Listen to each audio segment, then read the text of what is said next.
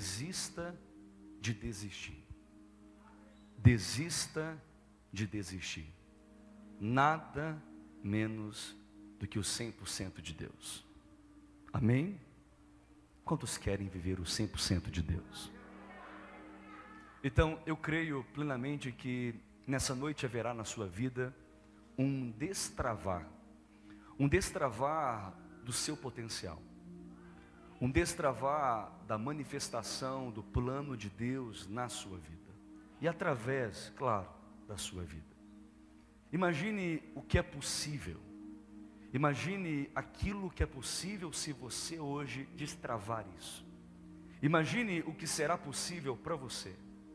Pense comigo um pouco, o que você poderá alcançar a partir dessa noite, a partir desta ação tão poderosa de Deus na sua vida.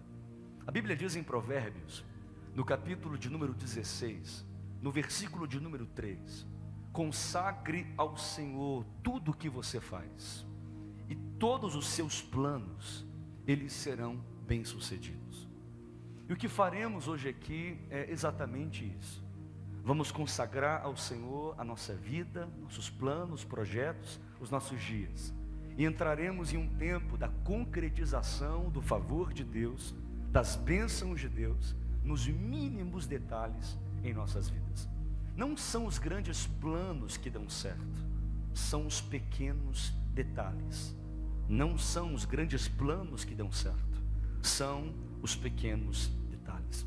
Então é tempo de buscar 100% do seu potencial e 100% dos planos que Deus ele tem para a sua vida. Agora, para experimentar o plano completo que Deus tem para você, primeiro você precisa sonhar os sonhos de Deus. Vou repetir. Você precisa sonhar os sonhos de Deus. Então, aprenda a sonhar os sonhos que Deus tem para a sua vida. Vamos lá?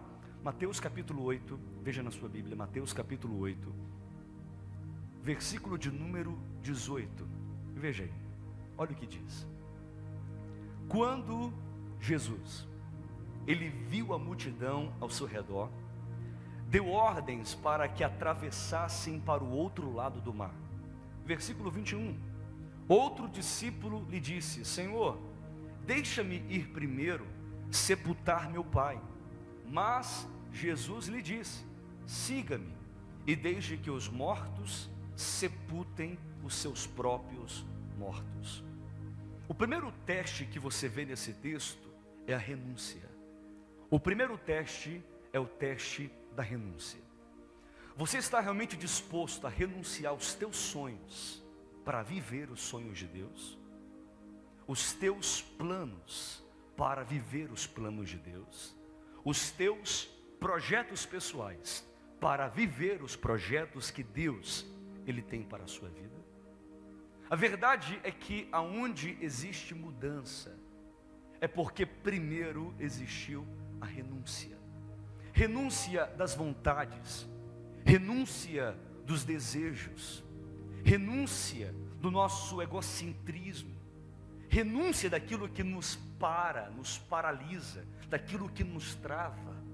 É um tempo de você sonhar os sonhos de Deus. E deixa eu lembrar você, os sonhos que Deus ele tem para a sua vida são infinitamente superiores, são infinitamente maiores do que os teus sonhos, do que os teus projetos, do que os propósitos que você tem.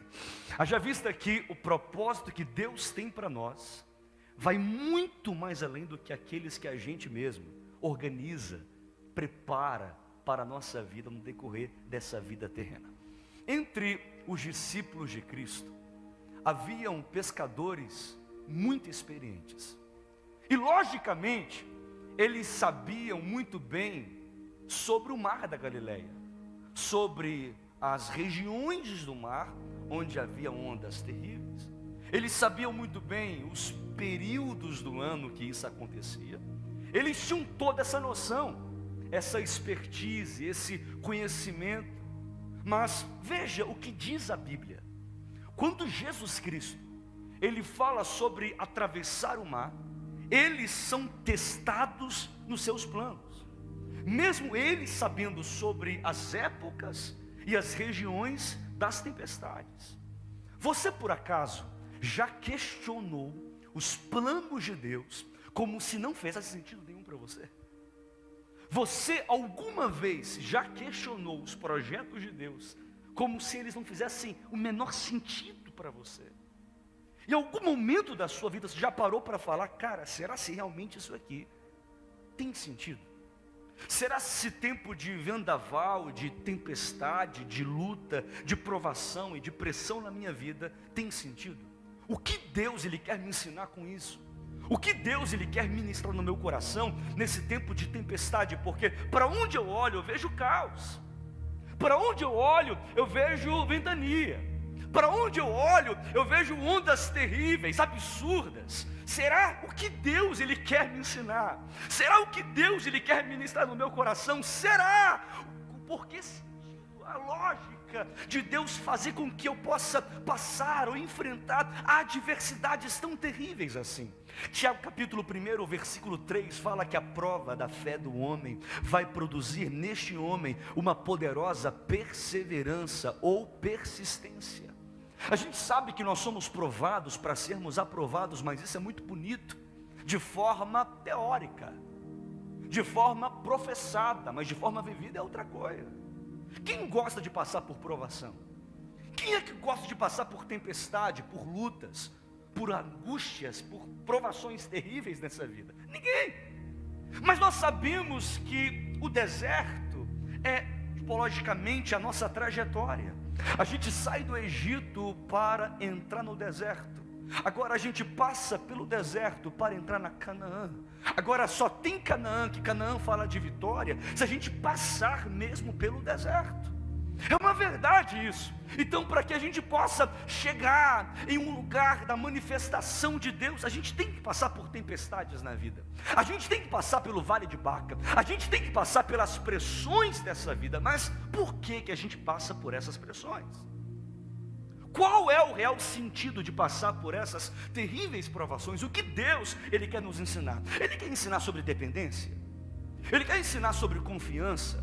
Ele quer ensinar sobre fé, sobre convicção. O que Deus Ele quer nos ensinar a respeito de tudo isso? Vamos lá. Veja o que diz o texto, versículo de número 23. Mateus capítulo 8, versículo de número 23. Olha o que diz. Jesus subiu num barco e os seus discípulos foram com ele. Você precisa escolher ter intimidade com Jesus.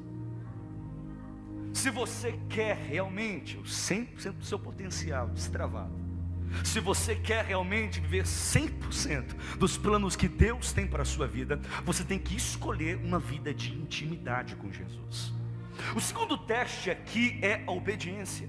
É por isso que a velocidade da nossa obediência determinará a taxa da nossa aceleração. A velocidade da sua obediência determinará a taxa da sua aceleração. É por isso que antes da vitória vem um dia da obediência. É por isso que o dia da obediência antecede o dia da bênção. É por isso que Deus te escolheu para obedecer, viver uma vida de obediência ao Senhor. Se você quer 100% do seu potencial e dos planos que Deus tem para você, a ordem é essa, a ordem é clara: não desgrude de Jesus por nada. Não desgrude de Jesus por nada. Escolha ter essa intimidade com Ele, uma intimidade que é gerada através do devocional diário, da oração, leitura bíblica, uma vida de consagração, de jejum, sendo o corpo de Cristo, está inserido em um GI, participando de cultos na igreja que a gente está inserido como família espiritual. Isso é fundamental. Busque, gere, deseje essa intimidade com Ele. A vontade de Deus em toda a Bíblia Sagrada é essa: que haja relacionamento entre o Criador e a criatura. Ele quer ter intimidade com você. Vou repetir: Ele deseja ter intimidade com você. Ele deseja se relacionar com você. Ele quer te levar a este nível de comunhão, de privacidade, coisa que só pai e filho têm. É isso que Ele quer. Exemplo, ontem à noite, eu dei banho na Manu, escovei os dentes da Manu, fui colocar a Manu na cama para dormir. E aí, peguei a Manuzinha, fui lá, coloquei na cama. Quando eu coloco ela na cama, eu começo a brincar com ela, ela solta um punzinho. E ela solta um punzinho. E eu falo assim: que é isso, menina? Não pode fazer isso na frente dos outros, não. E ela é muito ligeira. Ela já fala: o senhor não é os outros, o senhor é meu papai.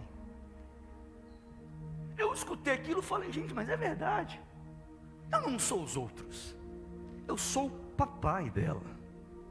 E ela tem toda a liberdade de intimidade com o papai dela. Você entende como isso é importante? Sabe, às vezes a gente quer impressionar o pai, a gente quer impressionar Deus. E querido, você não vai impressionar a Deus. E nós que somos pastores, somos muitas vezes culpados disso, porque a gente tem uma oração muito bonita, não tem? Não tem? A gente ora assim: Deus eterno e soberano, Tu és o alfa, o ômega, princípio e fim. Ei Deus, brilhante estrela da manhã, compadece, salva, guarda e guia, cura doentes, purifica leprosos, embeleza o humilde, caminho da paz, portal da glória. Tu és inigualável, invencível, irresistível, indescritível. Deus é demais. Aí alguém fala assim: meu Deus, pastor era tão bonito, né? Eu não sei orar igual pastor ora, não. Deixa eu falar uma coisa para você. Quem foi que eu oro assim em casa? Quem foi que disse que eu oro assim? Eu sento na beirada da minha cama. Eu normalmente, quando eu vou orar, eu sento. Eu falo: Senhor, senta aqui do meu lado. O trem está feio. Eu vou chutar o pau da barraca, mas me ajuda. Porque a oração fala sobre a verdade do seu íntimo. É na oração que você fala aquilo que você nunca seria capaz de falar para nenhuma outra pessoa. É na oração que você fala aquilo que você nunca teria coragem de falar para um cônjuge, para um filho, para uma filha, para o melhor amigo. É na oração que você rasga a sua alma, porque a oração nada mais é do que o grito mais profundo da tua alma. É isso que gera intimidade e relacionamento. Agora, como que eu vou ter intimidade com Deus se eu não converso com Ele?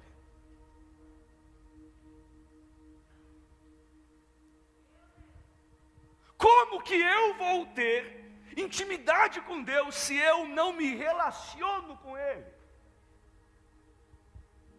Como que eu vou ter intimidade com Deus se eu não paro para ouvir Ele? Não dá para ser filho de Deus apenas em um culto de domingo, em um culto público. Não dá para ser filho de Deus apenas em uma reunião pomposa como essa. Para ser filho de Deus, você tem que se relacionar todo dia com Ele. Veja o que diz a Bíblia, versículo 24 a 26 de Mateus capítulo 8, veja aí.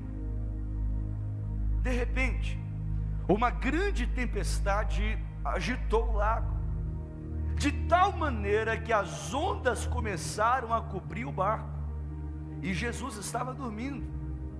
Os discípulos chegaram perto dele e o acordaram dizendo: socorro, Senhor, nós vamos morrer.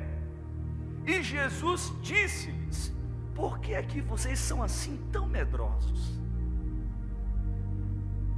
Veja aqui o terceiro teste: vencer os seus medos. O medo é a fé no Deus errado. Deus não te deu um espírito de medo, Deus te deu um espírito de coragem, de ousadia no Senhor. É isso que você tem, querido. Preste atenção, redobra a atenção, olha para mim. Nenhuma tempestade dura para sempre. Toda tempestade tem um fim. Toda tempestade dura um período. Bispo, A minha, o trem tá bravo. A minha não tá fácil não. O negócio está complicado do meu lado. Preste atenção. Quando você obedece a Deus e entra no barco que Ele te pediu para entrar, e vem uma tempestade, é o momento que você está fora do controle, mas está debaixo da orientação de Deus para a sua vida. Escute, você tem que escolher controle ou coragem. Deus não te fez para ter o controle, Deus te fez para ter coragem. Bispo, não entendi. O controle é dele. Não, vou repetir. O controle é completamente dele. Bispo, e o que eu controlo? Nada. Tu não controla nem o seu corpo. Mesencéfalo, bulbo, cerebelo, coração. Você não controla nada. Nós não temos controle nem do nosso corpo. Ele controla todas as coisas. Vou repetir, Ele tem o controle de todas as coisas. Então o domínio é dele, o controle é completamente dele. Sabe, queridos, é muito melhor estar em um mar agitado, aonde Jesus está, do que em uma praia tranquila, aonde Ele não está. Eu vou repetir. É muito melhor estar em um mar completamente, totalmente agitado, aonde Jesus está, do que uma praia tranquila, aonde Ele não está. A gente prefere ficar com Jesus, porque quem tem Jesus tem tudo. Se a gente tem Jesus, querido, não tem tempestade, não tem vendaval, não tem tsunami, nada é maior do que o poder de Jesus. Com uma só palavra, Ele diz: ei, pss, pss, pss, quieta, ondas, tempestade. Todo mundo olha e faz: quem é Ele? As ondas obedecem, as tempestades obedecem. Quem é Ele? Ele é o grande El Shaddai. O que é isso, bispo? El Shaddai significa todo poderoso. Ele é o Deus todo poderoso. Ele tem todo o domínio. Irmão, por favor, olha para mim, pensa comigo uma coisa. Esse problema que você está enfrentando, essa tempestade que você hoje está enfrentando, é tão pequena comparada ao poder de Deus. Com uma palavra Ele muda todas as coisas. Que palavra é essa, bispo? Uma palavra rema que vem de Deus para a sua vida. E a palavra rema é liberada agora neste altar sobre você. Há uma palavra de Deus para você. Tempestade, é hora de cessar. Por quê? Porque este tempo é um tempo de você contemplar o poder de Deus em todas as áreas da sua vida. Os maiores milagres e as maiores expressões do reino estão destinados a acontecer nos piores lugares do planeta, nos lugares de caos, nos lugares onde a gente vê apenas dor e sofrimento. Deixa eu falar uma coisa para você. Não é para você entender as coisas, não é para você compreender o motivo das coisas. Por que não, bispo? Por causa disso aqui, versículo 26, veja aí, Mateus capítulo 8, versículo 26. Como é pequena a fé que vocês têm. Se está difícil compreender, entender o que na sua vida está acontecendo, ô querido, substitua a razão pela fé. Chegou o momento de você compreender o plano de Deus, e para isso, você tem que ter fé, porque a fé é a convicção do silêncio que nos leva ao infinito. A fé é você assinar uma folha em branco e deixar que Deus nela escreva o que Ele quiser. É por isso que o medo te paralisa e a fé sempre vai te fazer pular. Talvez alguém entrou aqui dizendo: acabou a fé, eu não tenho mais fé, eu preciso de ter fé, eu preciso de acreditar, mas eu não consigo. Receba hoje aqui na sua vida o dom da fé. Receba o dom da fé. Romanos capítulo 10, no versículo 17 diz assim: e a fé, ela vem pela palavra, e a palavra que vem de Cristo. Quer fé? Receba a palavra. Que palavra? A palavra cristocêntrica, a palavra que vem de Cristo Jesus. Olha o que diz a Bíblia, Romanos capítulo 4, versículo 20. Não duvidem não, mas fortaleçam o coração de vocês, glorificando ao Senhor. Levante as mãos. Durante 10 segundos, diga glória a Deus. Diga aleluia. Diga bendito seja o Senhor. Alguém pode falar: mas para que fazer isso, bispo? A Bíblia está dizendo: enquanto você faz isso aí, a tua fé, ela é fortalecida por Deus. Você é fortalecido pelo Senhor. Olha o que diz a Bíblia, 2 Coríntios capítulo 5, versículo 7. Nós andamos por fé e não andamos por vista. A gente anda por fé. Ainda que a gente ande pelo vale da sombra e da morte, a gente não vai temer mal algum, porque Ele está conosco. Ele é o nosso Deus, Ele nos sustenta, Ele nos guarda. É por isso que a fé tem que ser uma marca na sua vida, uma fé sobrenatural, uma fé que ultrapassa obstáculos, que ultrapassa muralhas, que ultrapassa situações contrárias. Eu ministro essa fé sobrenatural sobre você. Querido, preste atenção, tudo vai dar certo. Alguém pode falar: olha lá, palavra positiva. É positivismo na igreja agora, bispo? Que negócio é esse? Isso é jargão, isso é clichê de pastor. Não é, querido. Tudo vai dar certo na sua vida. Se não deu certo, é porque não chegou no final ainda, mas vai dar certo. Bispo, por quê?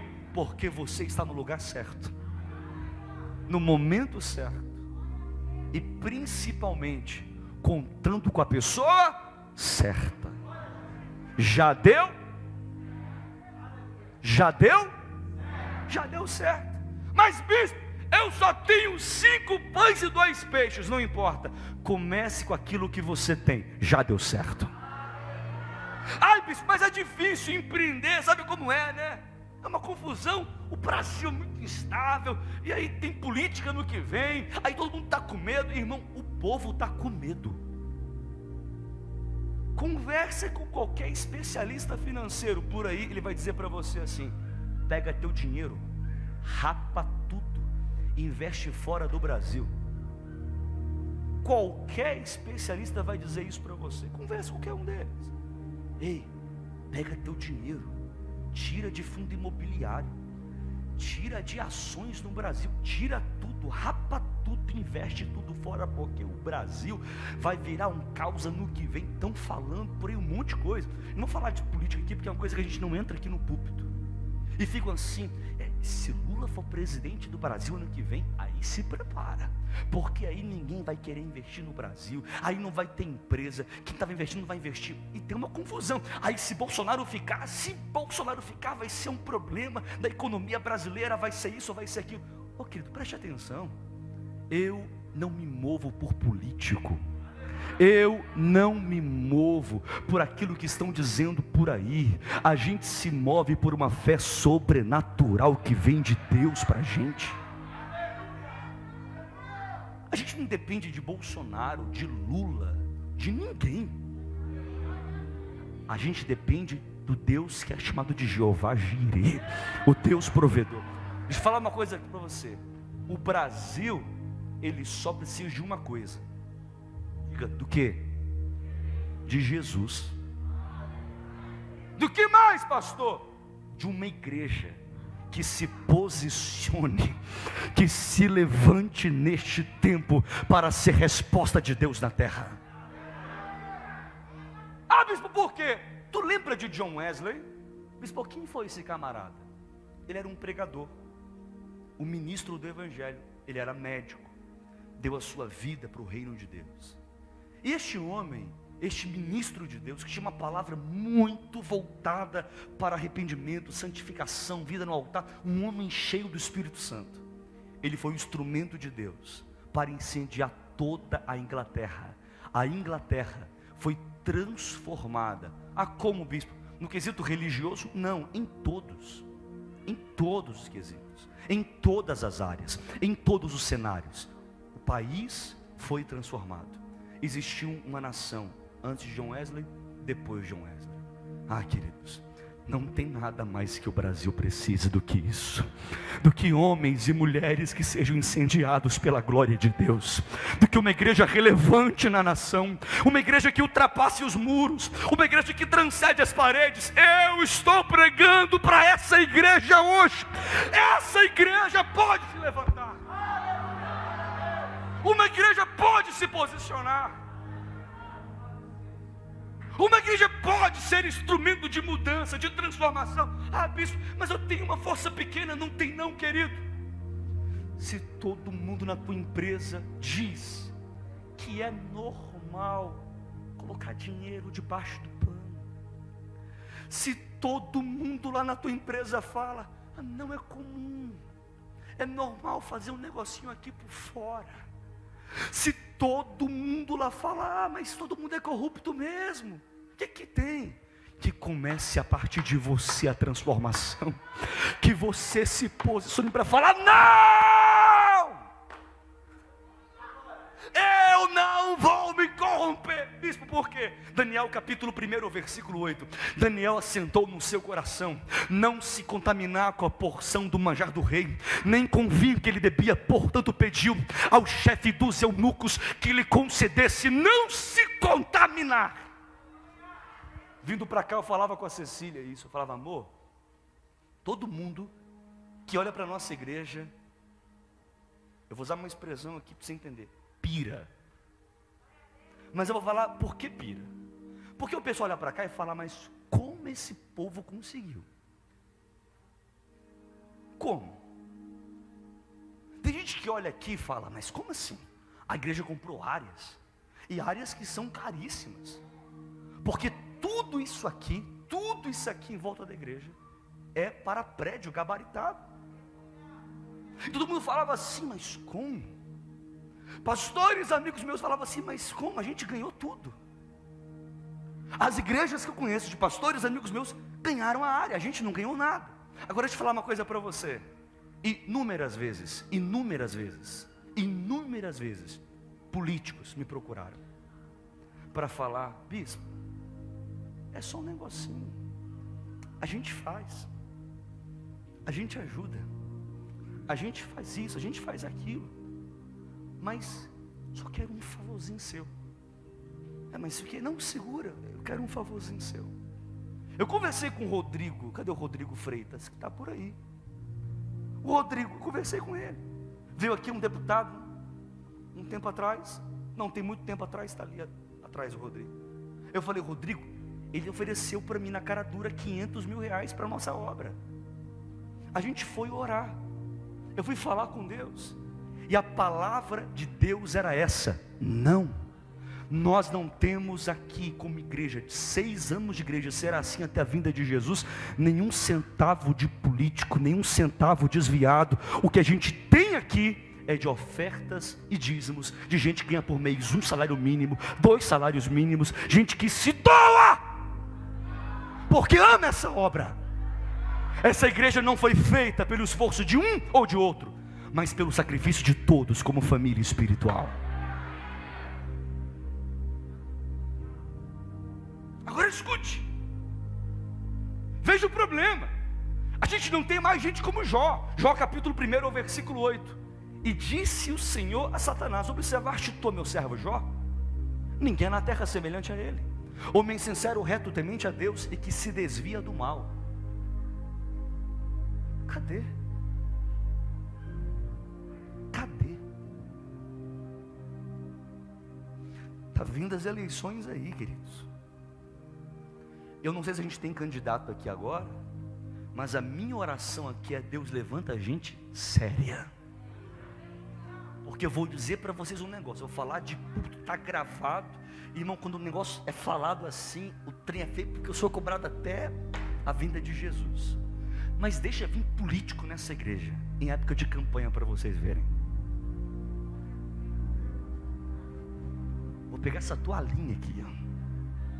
Fazer igual Jesus. Sai, Satanás! Vai embora daqui. Os caras não pisam o pé nessa igreja nenhum dia do ano. Época de campanha, está todo mundo aqui.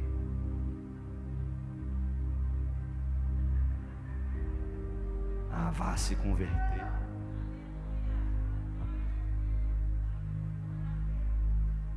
Um monte de candidato aí. Época de campanha é de onde? É da igreja Impactados.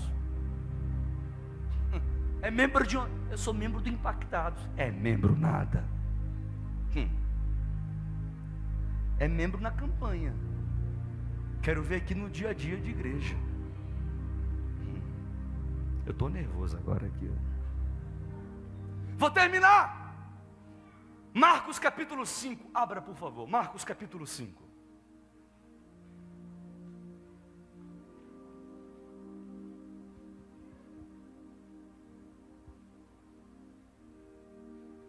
Marcos capítulo 5, versículos 1 e 2. Olha o que diz: eles atravessaram o mar e foram para a região dos Gadarenos. Quando Jesus desembarcou, um homem com espírito imundo veio dos sepulcros ao seu encontro. Olha a continuidade aqui do texto. Você precisa ver além das dificuldades. Veja o seu destino além das dificuldades. Todo mundo conhece as histórias de Amazon, Apple, Google, Facebook.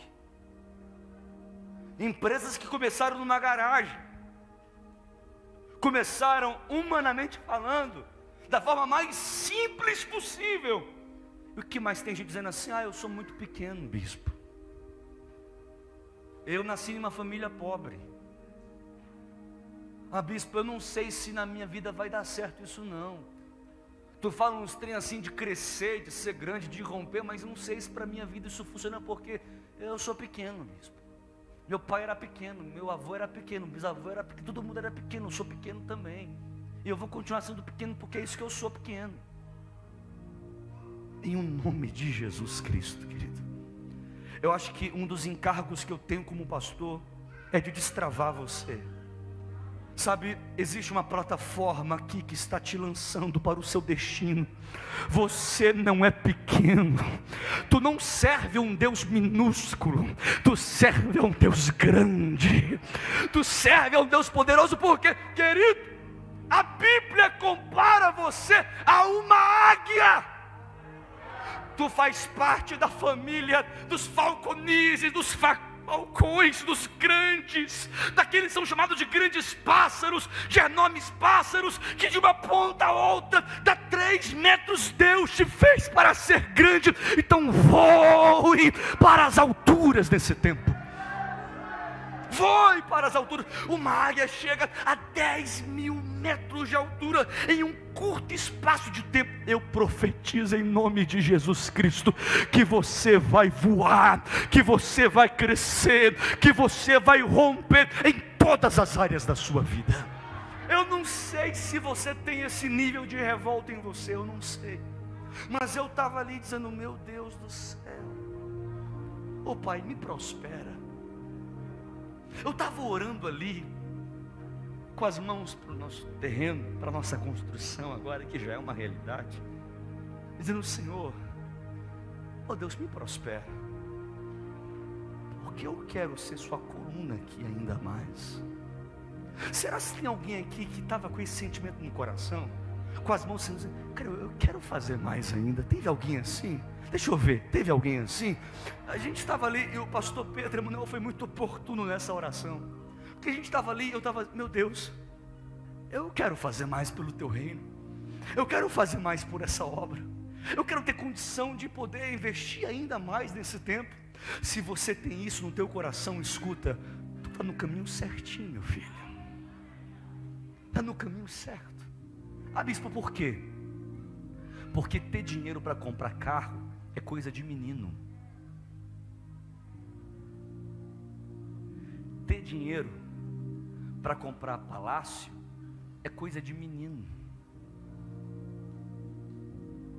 A medida da sua vida não é a adoração, mas é a sua doação. A nossa vida tem que ser marcada pela generosidade, pelo serviço, pela doação. Querer prosperar só para viajar e trocar de carro é mesquinho. Agora, querer prosperar para ver o reino de Deus crescer é nobre, vem dos céus. O que fazemos, nós fazemos para a eternidade. O que fazemos, fazemos na perspectiva da eternidade. O que fazemos, fazemos para a glória de Deus. Eu ministro isso sobre você. Você terá a graça, a sabedoria de Deus para gerir toda a prosperidade que vier até as tuas mãos. Eu profetizo sobre você em nome de Jesus Cristo, os céus completamente abertos e você entrando em um tempo da grande concretização dos sonhos e dos projetos de Deus na sua vida. Oh, meu querido, para de procrastinar, para de protelar. Ah, bispo, protelar? Mas eu não consigo. Oh, meu irmão, você não conseguia. A partir de hoje, todo mal caiu por terra. E aonde você criou talvez uma espécie de sepultura, onde você cavou uma sepultura, agora tem um trampolim que vai te lançar para o seu destino. Nos próximos dias você vai se movimentar, você vai procurar um contador, você vai abrir a tua empresa. Nos próximos dias você vai movimentar, vai andar por essa cidade, vai achar um lugar de excelência para você começar o seu negócio. Eu profetizo em nome de Jesus Cristo que você não terá o controle das coisas, mas você terá coragem para fazer, porque tudo está debaixo do controle de Deus. Aleluia, aleluia, aleluia. O que estava além da tempestade? Uma agenda de transformação e grande impacto. O seu 100% não é apenas para você ter uma vida abençoada, mas para ter uma vida transbordante. Para onde você for, por onde você passar, haverá um rastro de transformação. Você crê nisso? Bispo, o que aconteceu? Agora, irmão, isso aqui é, como diz Valdomiro Santiago, é para glorificar de pé.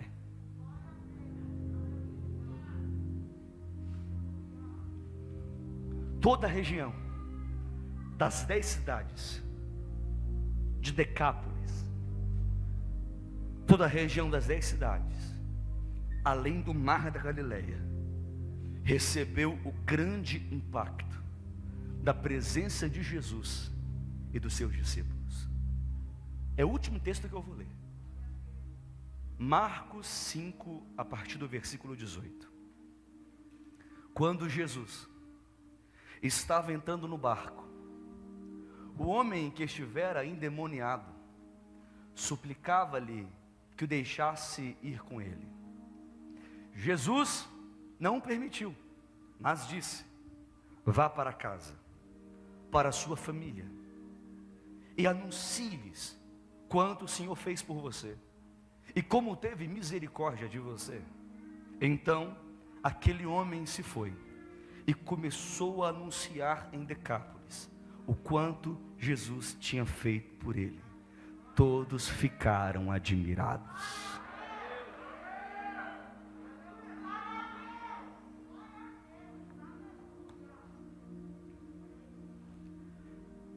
Quando eu falo homem, eu uso o termo Adão, homem e mulher. Ninguém segura Um homem decidido.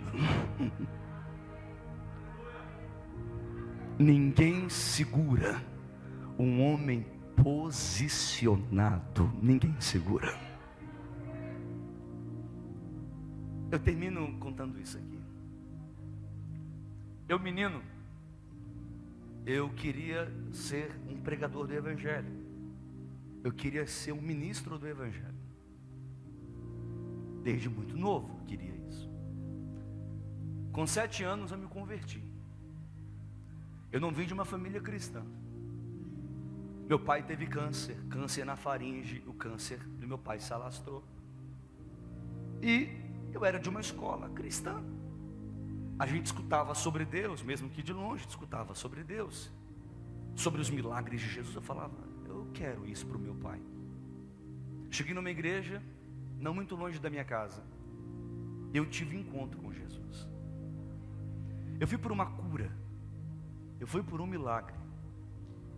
E Deus, Ele fez a cura. Deus, Ele fez o milagre. Mas Deus fez muito mais do que isso. Deus marcou a minha vida. Deus me impactou para sempre. Deus mudou a minha história. Eu me lembro de um avião. Eu vim de uma família simples. Todo mundo que conhece minha mãe.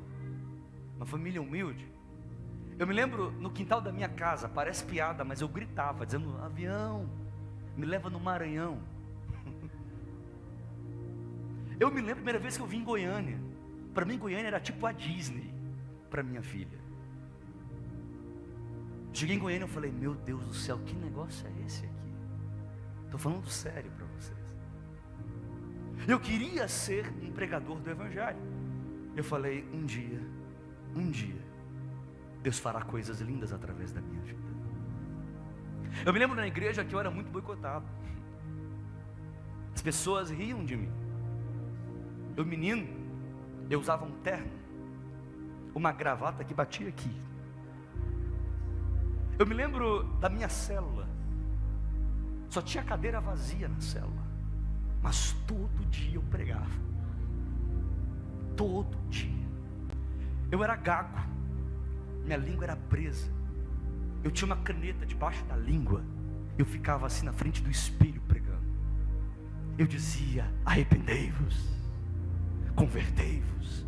E eu ficava falando. Eu me lembro que na minha casa, aonde eu estava na minha casa, tinha um versículo bíblico colado, pregado. Eu ficava o dia inteiro lendo. Um dia eu vou usar esses versículos. Eu me lembro da intensidade do meu coração de menino, de entrar no banheiro da minha casa, fechar a porta, casa pequena, simples, e ficar ali dentro, orando, horas e horas. Eu me lembro da minha mãe, do meu irmão falar, para que tudo isso? E eu dizia, um dia, Deus fará coisas lindas através da minha vida. Havia uma intensidade que não era um fogo de palha, não era uma coisa de momento. Eu entreguei a minha vida de verdade.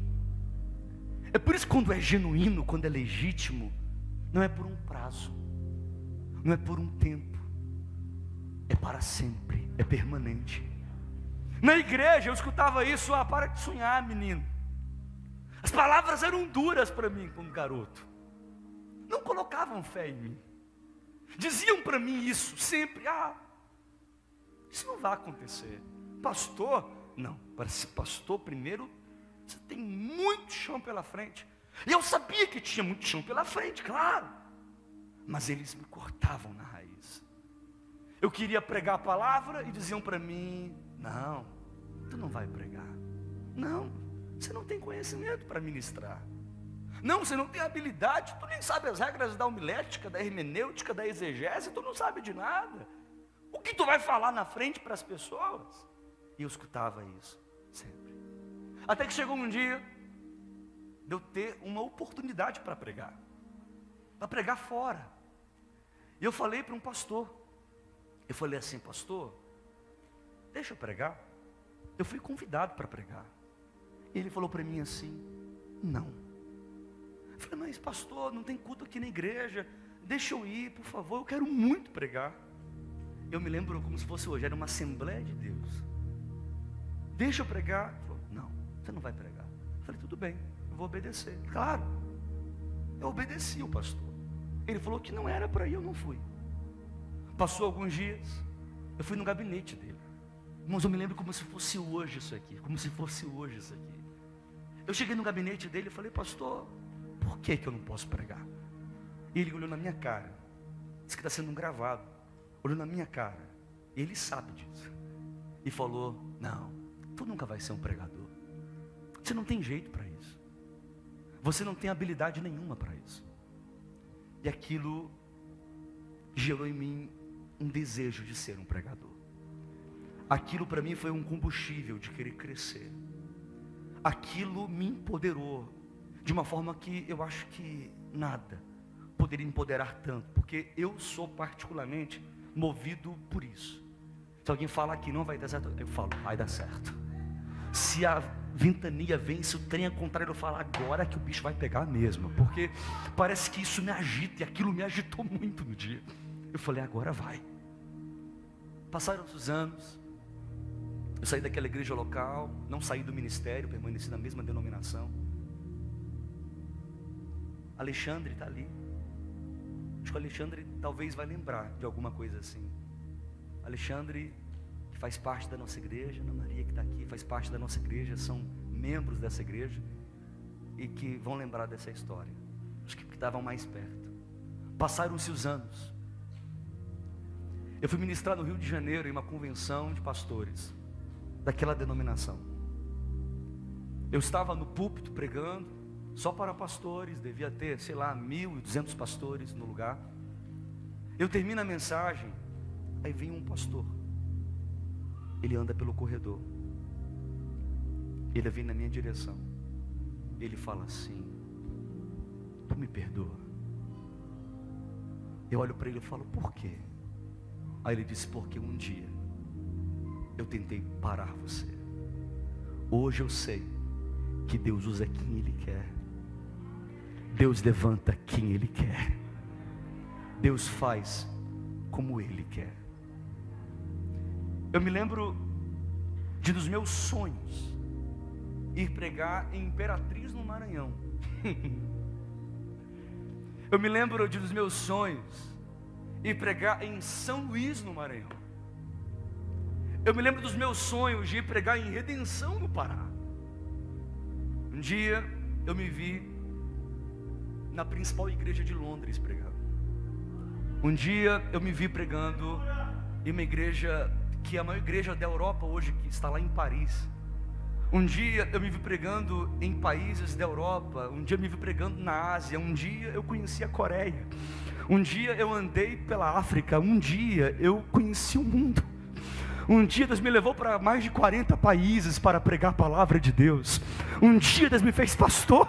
Um dia Ele cumpriu na minha vida o seu plano e o seu propósito, e mostrou para mim que Ele não faz como o homem faz. Ele não age como o homem age. Ele é especialista em surpreender.